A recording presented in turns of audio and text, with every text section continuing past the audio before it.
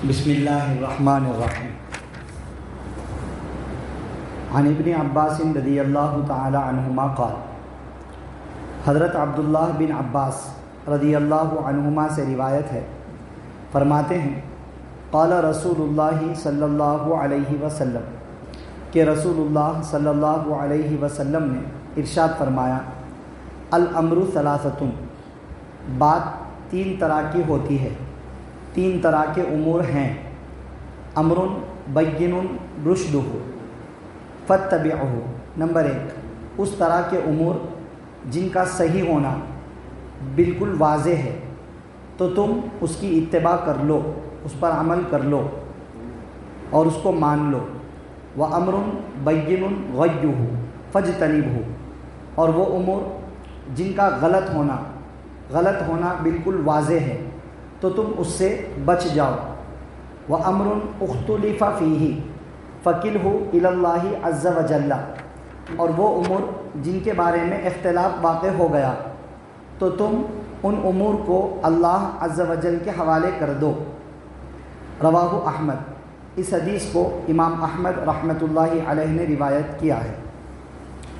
آج کے درس حدیث میں بھی بہت ہی اہم بات بتلائی گئی ہے، چونکہ یہ مسئلہ کھڑا ہوتا ہے زندگی گزارنے کے تعلق سے، خاص طور سے مذہب اسلام نے چونکہ مسلمانوں کے لیے صبح سے لے کر شام تک کے تمام امور کرنے یا نہ کرنے کے طے فرما دیے ہیں، اور جتنا الحمدللہ مسلمان یہ جاننا چاہتے ہیں کہ ہمیں یہ کام کرنا چاہیے یا نہیں کرنا چاہیے، دنیا کے کسی اور مذہب میں اتنا اہتمام نہیں ہوتا ہے۔ لوگ اپنی عقل سے، اپنی سوچ سے جو صحیح سمجھ میں آتا ہے کر لیتے ہیں، اور جو غلط سمجھ میں آتا ہے اس سے رک جاتے ہیں۔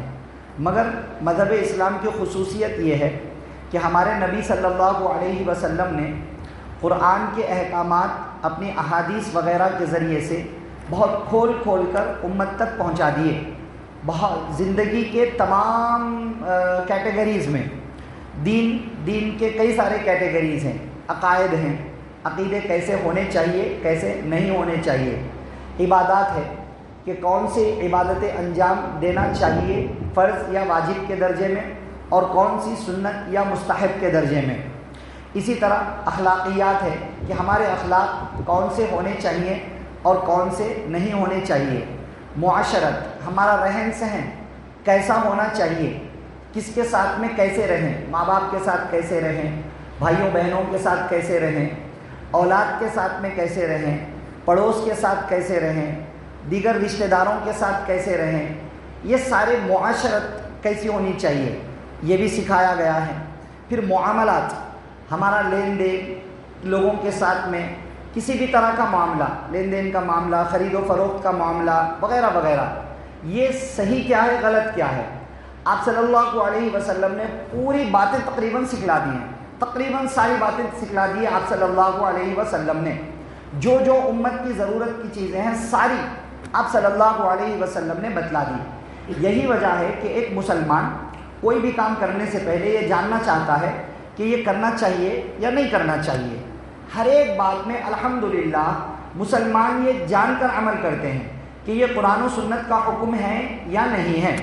بعض مسلمان ریسرچ بھی کرنا چاہتے ہیں، اچھی بات ہے، بہت سارے لوگ ریسرچ نہیں کرتے ہیں، لیکن جو لوگ ریسرچ کر کے مسائل بتانے کی اپنے اندر قابلیت رکھتے ہیں ان اہل علم سے پوچھ کر عمل کر لیا کرتے ہیں۔ مگر ایک مسلمان پوچھتا ضرور ہے، معلوم ضرور کرتا ہے، اور اگر کبھی نہیں بھی معلوم کرتا ہے تو اس کا دل اس کے اندر جذبہ پیدا کر دیتا ہے کہ سوچ لو کہ کرنا ہے یا نہیں ہے۔ تو یہ بہت بہترین چیز ہے جو صرف مذہب اسلام کی خاصیت ہے، دنیا کے کسی اور مذہب کے اندر یہ بات نہیں ملتی ہے۔ بہرحال جب مذہب اسلام نے یہ چیز رکھی ہے تو آپ صلی اللہ علیہ وسلم نے جہاں کئی سارے چیزوں کے احکام بتلا دیے کہ یہ فرض ہے، یہ واجب ہے، یہ کرنا ہے، یہ نہیں کرنا ہے، بہت ساری چیزیں، لیکن آپ صلی اللہ علیہ وسلم نے یہ بھی چیز رکھ دی سامنے کہ کبھی ایسا بھی ہو سکتا ہے کہ کوئی حکم تمہارے سامنے کلیئر ہو ہی نہ پائے، اہل علم بھی اس کو کلیئر نہ کر پائے، خود ان کے درمیان میں بھی اختلاف ہو جائے، نہ قرآن و سنت میں کلیئرلی موجود ہے اور نہ اہل علم اس کو کنفرم کر پا رہے ہیں، تو آپ صلی اللہ علیہ وسلم نے فرمایا ایسی چیزوں کا علم اللہ کے حوالے کر دو، کیا مطلب اللہ کے حوالے کر دو؟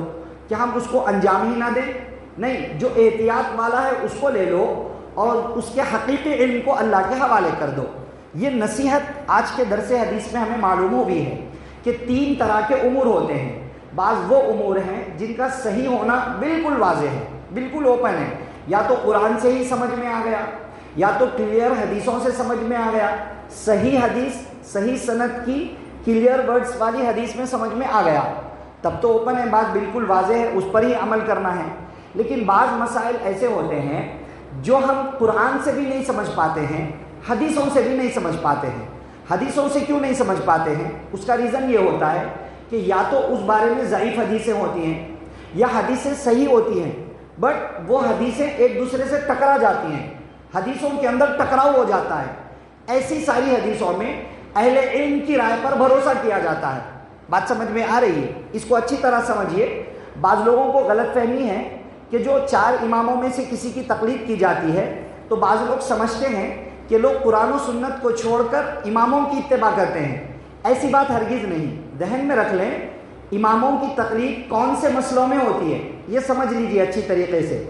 وہ مسائل جو صحیح اور حدیث صحیح اور غیر معارض، غیر ٹکرانے والی حدیثوں سے ثابت نہ ہو، ویسے مسئلوں میں اماموں کی تقلید کی جاتی ہے۔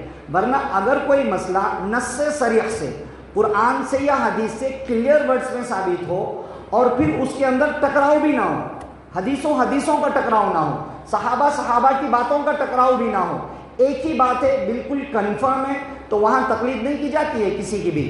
فجر کی نماز 2 رکعت پڑھی جاتی ہے۔ اگر کسی نے پوچھا کہ بھئی فجر کی نماز کی کتنی رکعت ہے، تو اس کا جواب اگر کوئی شخص یہ دیتا ہے کہ حنفی فقہ میں یہ ہے کہ 2 رکعت ہے، تو یہ رونگ ہے، یہ غلط ہے۔ ہم فجر کی نماز 2 رکعت اس لیے نہیں پڑھتے ہیں کہ فقہ حنفی میں، اس لیے نہیں پڑھتے ہیں کہ فقہ شافعی میں، اس لیے نہیں پڑھتے ہیں کہ فقہ حنبلی یا مالکی میں، بلکہ اس لیے پڑھتے ہیں کہ نص صریح غیر معارض، نہ ٹکرانے والی کلیئر ورڈز کی صحیح سند کی حدیثوں میں یہ بات موجود ہے کہ فجر کی نماز کی 2 رکعت فرض ہے، ظہر کی نماز کی 4 رکعت فرض ہے۔ ان مسئلوں میں تقلید ہے ہی نہیں۔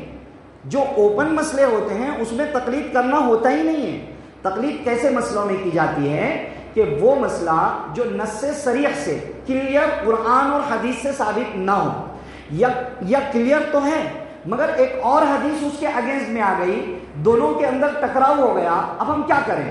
عام آدمی کیا کرے؟ اب اس کی نالج تو اتنی ہے نہیں، تو ویسے لوگ کیا کرتے ہیں، اہل علم حضرات نے اگر کسی ایک جانب کو ترجیح دی ہے تو وہ اس پر بھروسہ کر لیتے ہیں، ان کی تحقیق پر بھروسہ کر لیتے ہیں۔ اس کو کہا جاتا ہے تقلید۔ اور بعض مسائل ایسے ہوتے ہیں جس کا ذکر قرآن و حدیث میں ہمیں ملتا ہی نہیں ہے، ہر نئے دور میں نیا مسئلہ پیدا ہوتا ہے، اب وہ مسئلوں میں بھی تقلید کی جاتی ہے۔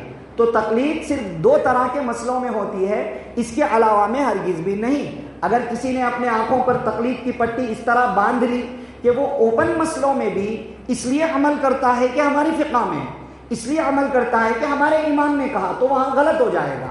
وہاں اسے کہنا چاہیے کہ یہ اسلام کا مسئلہ ہے، یہ قرآن و سنت کا مسئلہ ہے۔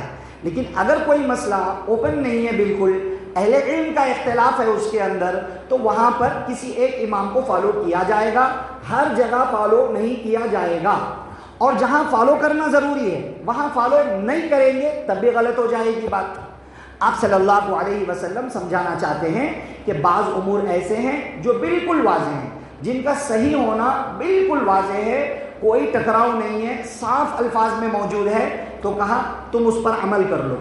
اور بعض باتیں ایسی ہوتی ہیں جن کا غلط ہونا بالکل واضح ہوتا ہے، تو کہا تم اس سے بچو، اپنے آپ کو بچاؤ۔ بعض باتیں ایسی ہوتی ہیں جس کا صحیح اور غلط ہونا نہیں معلوم ہوتا ہے، اہل علم بھی نہیں طے کر پا رہے ہیں، بڑے بڑے لوگوں کا اختلاف ہو گیا اس کے اندر، تو اب کیا کرنا چاہیے؟ اس کا علم اللہ کے حوالے کر دیں اور ہم احتیاط والی بات پر عمل کریں، احتیاط والی بات پر عمل کر لیں، اس کا علم صحیح غلط کا علم اللہ کے حوالے کر دیں، وہ فیصلہ قیامت کے دن ہو جائے گا۔ بات سمجھ میں آ رہی ہے؟ شراب حرام ہے، بالکل صاف الفاظ میں موجود ہے، اس سے بچنا ہے۔ شرک کرنا، اللہ کے علاوہ کسی اور کو سجدہ کرنا، اللہ کے علاوہ کسی اور کو سجدہ کرنا حرام ہے، بالکل صاف الفاظ میں موجود ہے قرآن و حدیث میں۔ تو اس سے ہمیں بچنا ہے کیونکہ یہ غلط ہے، جس کا غلط ہونا واضح ہے۔ اسی طرح اور بہت سارے گناہ جس کا تذکرہ حدیثوں میں کیا گیا ہے، ان کا غلط ہونا واضح ہے، اس سے بچنا ہے۔ بعض امور جو بالکل صحیح ہیں اس کا صحیح ہونا واضح ہے، اس پر عمل کرنا چاہیے۔ نمازیں 6 وقت کی نمازیں لازم ہیں، 6 نمازیں، 5 فرض، 1 واجب الوتر، پھر سنت مؤکدہ بھی پڑھنا ہے۔ اس میں کسی کا اختلاف نہیں ہے، کسی کا اختلاف نہیں ہے، تو یہ نمازیں ہمیں پڑھنا ہی پڑھنا ہے اور اس پر عمل کرنا ہی کرنا ہے۔ اور بہت ساری بعض حلال چیزیں اللہ نے بتلا دی اور آپ صلی اللہ علیہ وسلم نے کھانے پینے کی حلال چیزیں حدیثوں میں بتلا دی، وہ ہم بالکل کھا سکتے ہیں، کوئی حرج کی بات نہیں ہے۔ بات سمجھ میں آ رہی ہے؟ اسی طرح قربانی والا عمل کرنا چاہیے نہیں کرنا چاہیے، سارے اہل علم کا اتفاق ہے، کیونکہ قرآن و حدیث سے صاف الفاظ میں ثابت ہے کہ قربانی والے حکم پر عمل سب کو کرنا ہے، اس کے اندر سب کا اتفاق ہے، کوئی جھگڑا نہیں ہے۔ تو قربانی تو ہر کسی کو کرنی ہے، بات سمجھ میں آ رہی ہے؟ زکوٰۃ، روزے، حج، یہ ایسے احکام ہیں جن کا صحیح ہونا بہت واضح ہے، اس پر عمل سب کو کرنا ہے، مگر بعض باتیں وہ ہوتی ہیں جن میں اختلاف ہو جاتا ہے، جن میں اختلاف ہو گیا۔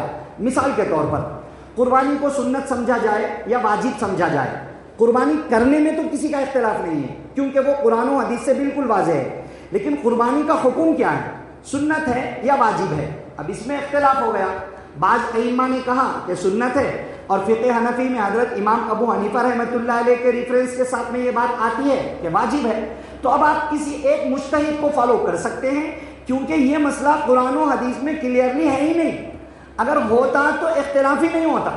اختلاف ہونا دلیل ہے اس بات کی کہ دونوں طرف میں کہیں پر بھی کلیئر ورڈز میں صحیح سند کے ساتھ میں کوئی بات ثابت نہیں ہے، تبھی تو اتنے بڑے بڑے لوگ اختلاف کر بیٹھے ہیں، ورنہ اختلاف نہیں ہوتا۔ اگر ان کو صرف قرآن و حدیث سے نفرت ہوتی تو ہر چیز میں اختلاف کر لیتے۔ یہ بڑے حضرات ہیں، انہوں نے ہمارے سامنے مسائل رکھے ہیں۔ اسی طرح ایک اور مسئلہ قربانی کے تعلق سے آج کل چلایا جاتا ہے کہ پورے فیملی کی طرف سے ایک بکری کر دیں گے تو کافی ہے، یا ہر ایک کے پاس ایک فیملی میں 10 لوگ رہتے ہیں اور سارے کا خرچہ ایک کے تحت میں چلتا ہے، لیکن ایک 10 ممبرز کے پاس ہر ایک کے پاس اپنا پیسہ الگ موجود ہے، ہر ایک کے پاس ہے اپنا، اپنی سیونگز ہے، مان لو ہر ایک کے پاس 1-1 لاکھ روپیہ ہے، کیا تب بھی 10 لوگوں کی قربانی ایک بندہ کر دے پوری فیملی کی طرف سے، یا پھر یہ ہے کہ ہر ایک کو اپنی اپنی کرنی چاہیے؟ اس میں بھی اختلاف ہو گیا۔ امام احمد ابن حنبل رحمۃ اللہ علیہ فرماتے ہیں کہ ایک بکری سب کی طرف سے کافی ہو جائے گی۔ حضرت امام ابو حنیفہ رحمۃ اللہ علیہ بعض حدیثوں کی وجہ سے فرماتے ہیں کہ نہیں، بعض روایات کے اندر ہے، اگرچہ ضعیف ہے لیکن روایات حسن درجے کی ہیں، کہ آپ صلی اللہ علیہ وسلم نے فرمایا جس کے پاس من وجد سعۃ ولم یضحی، جس کے پاس قربانی کرنے کی حیثیت ہو اور پھر بھی وہ قربانی نہ کرے، فلا یقربن مصلانا، تو وہ ہمارے عیدگاہ کے قریب بھی نہ آئے، اس کو ڈرایا گیا ہے۔ اسی طرح بعض حدیثوں میں کہا گیا کہ تم میں سے جو قربانی کرنے کا ارادہ رکھتا ہے تو ویسا کوئی بھی شخص اپنے بال اور ناخن وغیرہ قربانی کرنے تک نہ کاٹے۔ جو عربک گرامرز کا یہ ورڈ ہے، اور یہ ورڈ ہر ایک بندے کے لیے بولا جاتا ہے، ایک فیملی کے لیے نہیں بولا جاتا ہے۔ خیر، یہ ایک علمی بحث ہے، تو اب اس میں اختلاف ہوا، کسی نے کسی مسلک کو فالو کر لیا، کسی نے کسی مسلک کو، کیونکہ بعض اماموں کے نزدیک ان کے اپنے اعتبار سے وہاں روایتیں ہیں ان کے پاس، تو جن مسائل میں اختلاف ہو گیا احتیاط والا قول لینا چاہیے۔ احتیاط والا قول کیا ہے؟ مثال کے طور پر اس مسئلے میں مان لو کہ اس میں اختلاف ہو گیا، پورے فیملی کی طرف سے ایک کافی ہے یا پھر ہر ایک کرے، اس میں اختلاف ہو گیا۔ اگر کل قیامت کے دن اس کا علم اللہ کے حوالے کرنا ہے، فیصلہ قیامت میں ہوگا، ہمیں احتیاط والا قول لینا ہے۔ اگر کل قیامت کے دن یہ فیصلہ ہوا کہ پورے فیملی کی طرف سے ایک بکری کافی تھی، تو اللہ یہ نہیں کہیں گے کہ تم سب نے کیوں کی، تم نے حرام کام کیا، یہ نہیں کہیں گے، سب نے اجر حاصل کرنے کے لیے کیا ہے۔ لیکن اگر یہ فیصلہ ہو جائے کہ ہر بندے کو کرنا تھا اور تم نے ایک بکری کو کافی سمجھ لیا، تو باقی لوگوں کا تو واجب چھوٹ گیا نا، وہ کہاں سے لائیں گے اپنا حصہ؟ تو ایسے اختلافی امور میں علم اللہ کے حوالے کر کے ہمیں احتیاط والے قول پر عمل کرنا ہے۔ ایسے بہت سارے ایگزامپلس ہیں کہ جہاں اختلاف ہوگا تو ہمیں احتیاط والے قول کو اختیار کرنا چاہیے۔ عام لوگ اہل علم سے مسئلہ پوچھ لیں، اور اہل علم کا کام یہ ہے کہ وہ کوئی احتیاط والا قول لوگوں کو بتلا دیں تاکہ صحیح پر قائم رہ سکیں، غلط سے ہم لوگ بچ سکیں، یہ بہت ہی اہم بات ہے. بہت اور اتنی ساری مثالیں ہیں. یہ جو 4 ائمہ کرام کے بعض مسائل میں اختلاف ہوا ہے نا، بہت سارے مسائل ہیں وہ اسی وجہ سے اختلاف ہوا ہے کہ روایتوں میں اختلاف پایا گیا یا صحابہ میں اختلاف پایا گیا. اگر روایتوں میں اور صحابہ میں اختلاف نہ ہوتا، بالکل صحیح سند کے ساتھ ہوتی، کلیئر ورڈز کے ساتھ میں ہوتی، ٹکراؤ نہ ہوتا، تو اس میں اختلاف ہی نہ ہوتا. اس میں تو ہمیں ڈائریکٹلی قرآن و سنت کو فالو کرنا ہے. بات سمجھ میں آ رہی ہے؟ بہرحال بھائی، آج کل کے زمانے میں بھی بہت ساری چیزوں کے بارے میں لوگ کنفیوز ہو جاتے ہیں. کھانے پینے کی کئی چیزوں کے بارے میں کہہ رہے بھائی یہ جو کیا کہتے ہیں چائنیز سالٹ آ رہا ہے آج کل، ٹیسٹنگ سالٹ کر کے ڈالتے ہیں چائنیز فاسٹ فوڈ کے اندر. بہت سارے لوگ اس میں کنفیوز ہیں کہ بھائی وہ کھانا حلال ہے حرام ہے، حلال ہے حرام ہے. آپ صلی اللہ علیہ وسلم نے فرمایا کہ ایسی چیزوں کا علم اللہ کے حوالے کر دو، احتیاط والے قول کو لے لو. اگر علماء نے کنفرم کر دیا کوئی مسئلہ تو ٹھیک ہے، آپ ان کے فتوے پہ عمل کر لیجئے، کیونکہ ان کی ذمہ داری ہے، وہ قرآن و سنت کی روشنی میں آپ کو بتلا رہے ہیں. اور آپ کے پاس اتنی ایبیلٹیز ہے نہیں کہ آپ خود قرآن و حدیث سے ریسرچ کر سکیں. اور اگر علماء بھی نہ بتلا پائیں اور اگر وہ بھی کہیں کہ بھئی دیکھو اگر اس میں ناپاک چیزیں ہیں تو حرام اور ناپاک چیزیں نہیں ہیں تو حلال، وہ بھی ایسا والا جواب دے دیں، تو اس میں ہمیں کیا کرنا ہے؟ احتیاط کو لینا ہے. اور احتیاط کس میں ہے بھئی؟ چھوڑو ان چیزوں کو. کھا کر کے کیا کریں گے؟ اپنے آخرت خراب کریں گے کیا؟ اپنا دین برباد کریں گے کیا؟ چھوڑو. اور اس کے اوپر کوئی زندگی ہماری رکی ہوئی بھی نہیں ہے کہ نہیں کھائیں گے تو مر جائیں گے، ایسی بات بھی نہیں ہے. تو ایسے بہت ساری چیزیں جس میں ڈاؤٹ ہو جائے تو اس کو کھانے پینے کی اگر ہو، حلال حرام کا اگر ڈاؤٹ ہو جائے، حقیقی علم اللہ کے حوالے کریں، ہم احتیاط کو لیں. اور کھانے پینے کی چیزوں کے بارے میں احتیاط یہ ہے کہ اس کو چھوڑ دیا جائے. بات سمجھ رہے؟ اور ایک مثال دے دوں. 8 رکعت تراویح، 20 رکعت تراویح، اس میں بھی اختلاف ہو گیا. حالانکہ اس میں 4 اماموں کا اختلاف نہیں ہے، یہ بات کہ کچھ لوگوں نے اختلاف پیدا کیا ہے. سب کے نزدیک، چاروں بڑے بڑے اہل علم کے نزدیک تراویح 20 رکعت ہی ہے، 8 رکعت کسی کے نزدیک نہیں ہے. بٹ بعض لوگوں نے اختلاف بعض حدیثوں کی وجہ سے کیا. مان لو اختلاف ہے، تھوڑی دیر کے لیے مان لو. حقیقی علم 8 ہے یا 20 اللہ کے حوالے کریں. ہمیں کیا کرنا ہے؟ احتیاط والے قول پر عمل کرنا ہے. احتیاط 20 رکعت میں ہے. وہ کیسے؟ کل قیامت کے دن اگر اللہ نے فیصلہ کیا کہ تراویح 8 رکعت تھی، تم نے 20 رکعت پڑھی، تو 12 رکعت نفل نماز کا ایکسٹرا ثواب ہے ہمارے پاس. فرض میں کہیں کوتاہی ہوئی تو وہاں پر ایڈ کر دیں گے. لیکن اگر یہ فیصلہ ہوا کہ تراویح 20 رکعت تھی، 8 رکعت پڑھنے والے 12 رکعت کا حساب کہاں سے لائیں گے؟ بات سمجھ میں آ رہی ہے بھائی؟ تو اتنی ساری باتیں ہوتی ہیں. ایک حدیث کے اندر آپ صلی اللہ علیہ وسلم نے پورے دین کا مسئلہ حل کر دیا کہ بعض باتیں واضح ہیں، اس پر عمل، بعض باتوں کا صحیح ہونا واضح ہے، عمل کر لو. بعض چیزوں کا غلط ہونا واضح ہے، اس سے بچ جاؤ. بعض چیزوں میں اختلاف ہے، علم اللہ کے حوالے کرو، احتیاط والا قول اختیار کر لو. اہم بات ہے، دعا فرمائیں اللہ تعالیٰ مجھے آپ کو سب کو قرآن و سنت کو سمجھ کر جان کر عمل کی باتوں پر عمل کرنے، بچنے کی باتوں سے بچنے اور عقیدے کی باتوں پر عقیدہ رکھنے کی توفیق نصیب فرمائیں. آمین. سبحان اللہ و بحمدہ، سبحانک اللہم و بحمدک، ونشہد ان لا الہ الا انت، نستغفرک.